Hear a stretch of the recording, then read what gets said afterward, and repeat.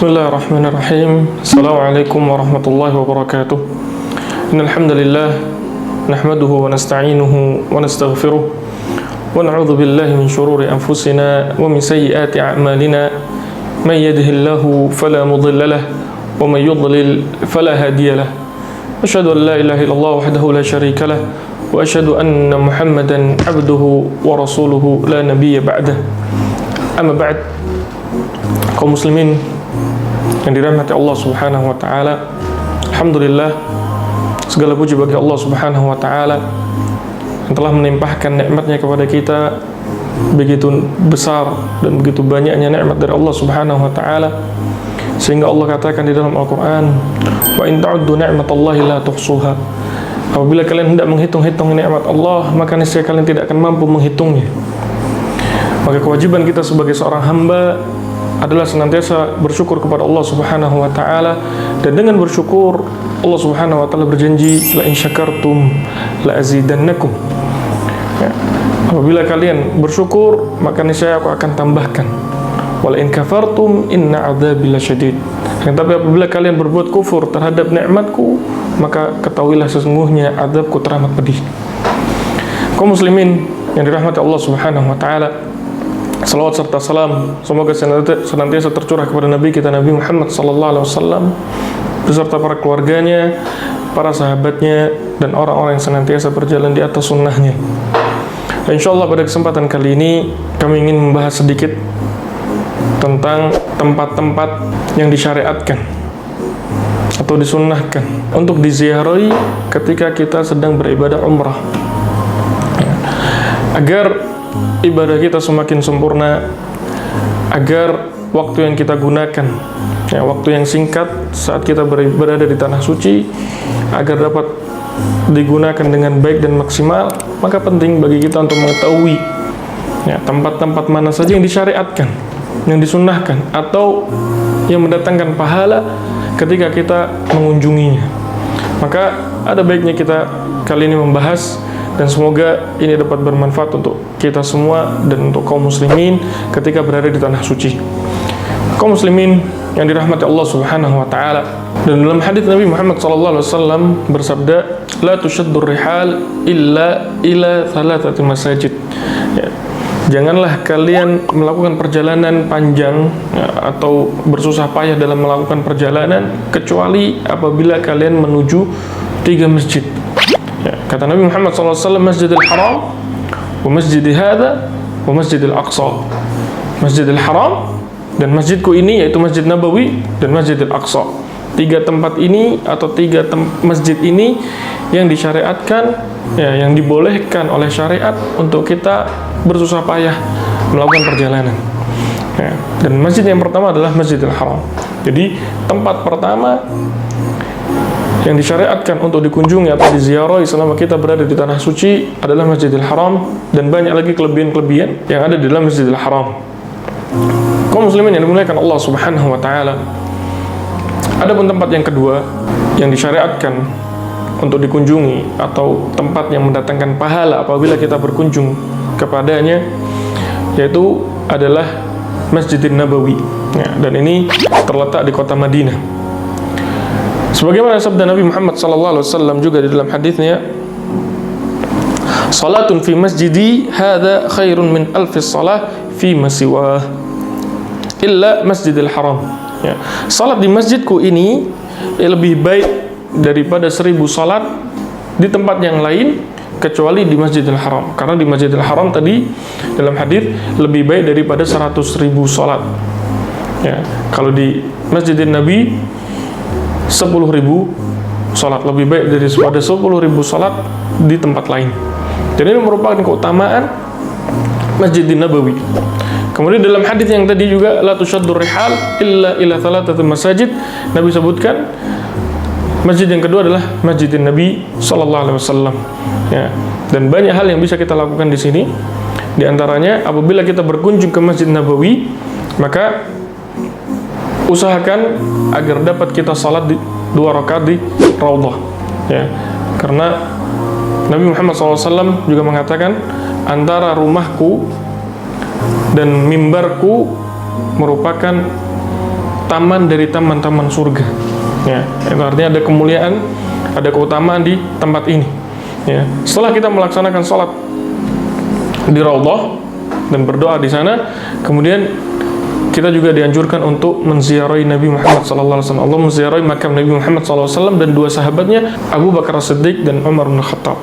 Ya, jadi setelah kita melaksanakan salat 2 rakaat, ya, kemudian kita mengunjungi Nabi Muhammad SAW dan mengucapkan salam, Assalamualaikum ya Rasulullah. Ya, kemudian bergeser sedikit untuk memberi salam kepada Abu Bakar, Assalamualaikum ya Abu Bakar. Kemudian bergeser sedikit untuk memberikan salam kepada Umar, ya, Assalamualaikum ya Umar, tanpa harus berlebih-lebihan di dalam menziarahi ketiga makam ini, ya, tanpa mengusap-ngusap temboknya atau tanpa berlebihan dalam memberikan salam atau berdoa di situ. Maka ini merupakan hal-hal yang tidak disyariatkan. Ya, cukup kita menziarahi dan memberikan salam dan mendoakan, ya, kemudian kita berlalu untuk keluar dari masjid. Kemudian jamaah kaum muslimin yang dimuliakan Allah Subhanahu wa taala, tempat yang ketiga, ya, yang disyariatkan untuk diziarahi selama kita menjalankan ibadah umrah atau haji, ya, yang ketiga adalah Masjid Quba. Ya, masjid ini juga berlokasi di kota Madinah. Ya, jaraknya kurang lebih sekitar 4 km dari Masjidin Nabawi. Ya, dan ini juga dianjurkan oleh Nabi Muhammad SAW. Nabi Muhammad SAW mengatakan dalam hadisnya, "Man tatahhara fi baitihi thumma ata Masjid Quba fa shalla fihi salatan kana lahu ka ajri umrah." Ya, Nabi Muhammad SAW mengatakan, barang siapa yang bersuci dari rumahnya kemudian mendatangi Masjid Quba, kemudian melaksanakan satu salat, maksudnya satu salat sunnah, yaitu minimal 2 rakaat, ya, maka baginya pahala seperti pahala umrah.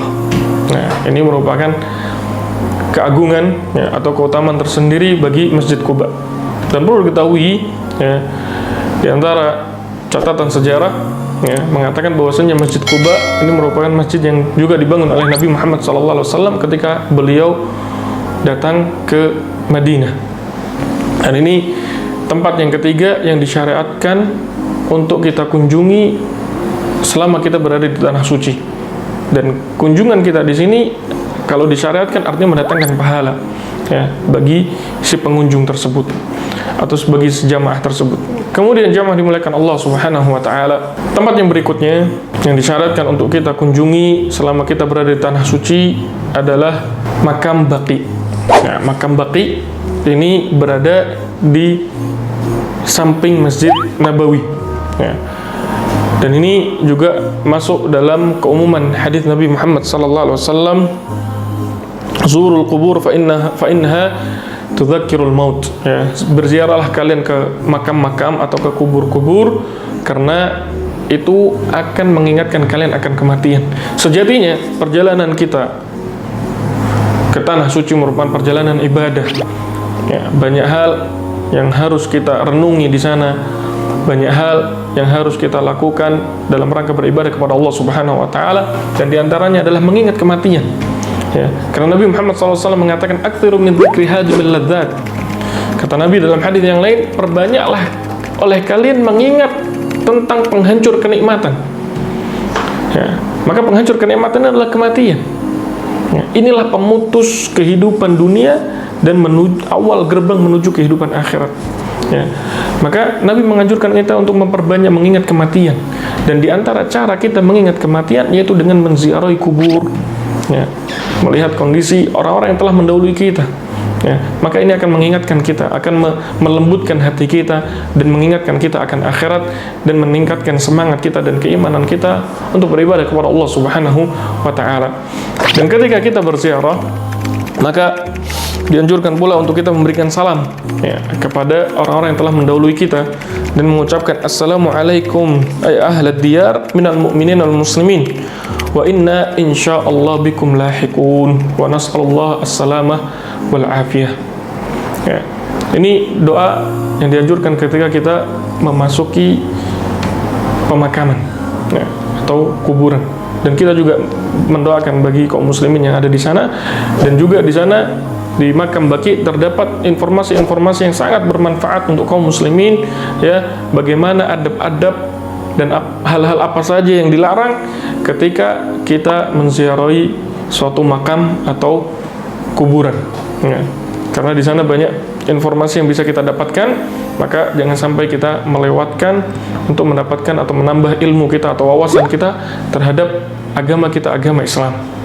Kemudian kaum muslimin yang dimuliakan Allah Subhanahu wa taala, lokasi yang terakhir atau tempat yang terakhir yang disyariatkan untuk kita kunjungi adalah makam para syuhada Uhud, ya. Dan lokasi ini juga berada di kota Madinah dan terletak di sekitaran Gunung Uhud. Dan insya Allah para travel itu menyediakan tour, ya, di antaranya tour atau mengunjungi Gunung Uhud, ya. Bagaimana sejarah di sana, bagaimana terjadinya peperangan Uhud, apa yang terjadi pada kaum muslimin ketika melawan kufar dalam peperangan di perang Uhud ini. Lalu di sana juga ada pemakaman para syuhada, ya, orang-orang atau para sahabat yang telah meninggal gugur di medan perang sebagai syahid. Dan itu lokasi juga yang patut untuk kita ziarahi dan kita berdoa untuk kaum muslimin di sana. Dan yang jelas adalah mengingat akan kematian, ya.